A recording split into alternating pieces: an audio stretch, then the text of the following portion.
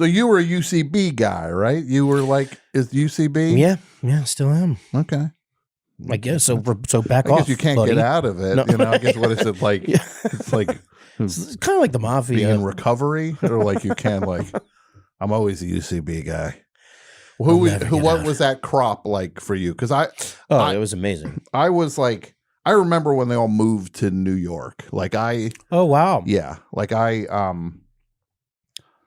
remember I remember a summer when like they would just be there and they would do the showdown on Ludlow. Like they would just, and it was like stand-ups, and then this like sketchy thing would roll in, and people hated sketches. Oh my God. You could never feel the contempt from the stand-ups. It just like, they're doing these sketches. This? And then the worst version would be improv, like a stand-up being just like, what's this improv? Like, what do we got to put up with now? But then they're going there and they're just like, hey, we're going to shut the door at Luna Lounge and we're going to pass out weed all of a sudden. Like they were just like, it's like, oh, this is the cool improv.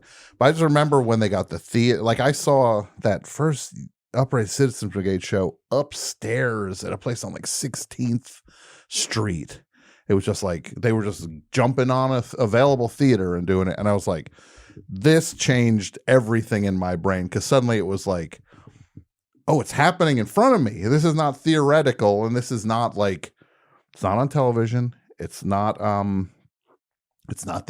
Bill Murray or these people. It's like, these are people my age and they're just doing this thing that they want to do. I remember I went to UConn, I went to University of Connecticut. I came back to New York. I was doing like an off-Broadway play. I thought, I'm going to do theater for the rest of my life. And I was walking back to Grand Central and I saw the UCB symbol on a sign. And I was like, oh, I love that TV show. What is that? And I went and said they have shows that night. I went and got pizza, went and saw a show that night. Yeah.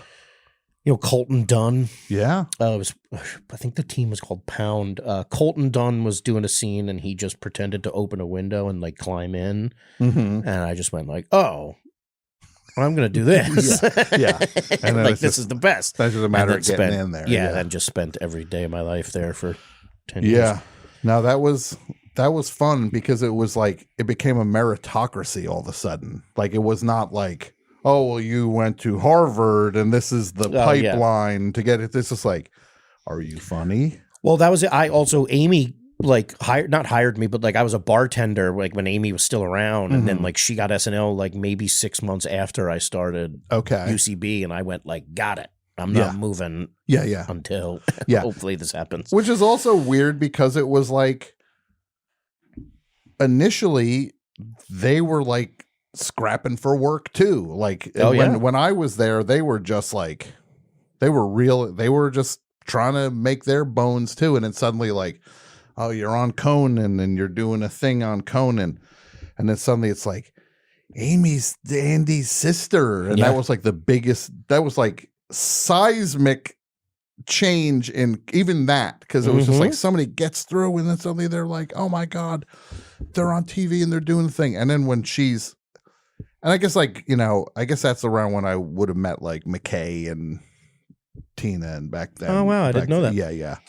Like, just like McKay was like, he would show up at UCB Theatre and they'd be doing improv and stuff like ASCAD. And then it's like a small scene. And then suddenly he's like, this scene takes place on an asteroid. And you're just like, he always is like, yeah, he's a genius. Yeah. But he's just like, the way he could like crack things open. And you're just like, oh my God, that's the guy I'm. Yeah.